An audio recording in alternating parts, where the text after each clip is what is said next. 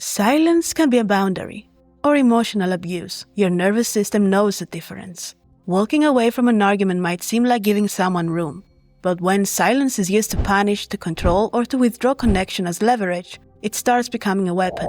Let's say you live with someone. You have a disagreement, the other person stops responding. Conversation shrinks to facial movements. Eye contact drops, physical proximity shrinks, you start overcompensating to fill the void, and you replay the last interaction frame by frame until your stomach tightens and your sleep disappears. All of that because of a closed mouth and a withdrawn presence. This is not neutral. You're not overreacting. Your nervous system is responding to threat.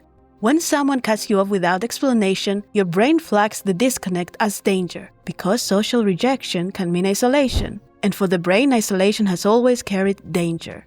So that tightness you feel in your chest when someone leaves your message unread, that's a signal from your nervous system that your environment is not safe. One misconception is that emotional pain is just in your brain. The problem is physical pain is also in your brain.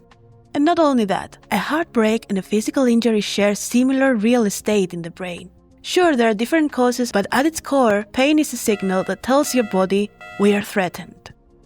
And that signal sets off a cascade of events that you feel in your stomach, your limbs, your throat, and then it starts messing with your head. Because after the heartbreak comes the guessing game. When communication stops, your prefrontal cortex tries to model what went wrong, but without data, it defaults to threat simulation. You replay conversations, you scan past messages for tone shifts, you become an investigator searching whether you are the victim or the suspect. Over days, this hypervigilance drains your executive function, working memory drops, sleep fragments, emotional regulation gets harder. And if the pattern repeats, that's when the serious damage begins. Your brain starts learning that your actions cannot predict outcomes. You stop trusting your own judgment. A silent partner withholds predictability, and predictability is the foundation of psychological safety. We should clarify something because we love to weaponize nuance.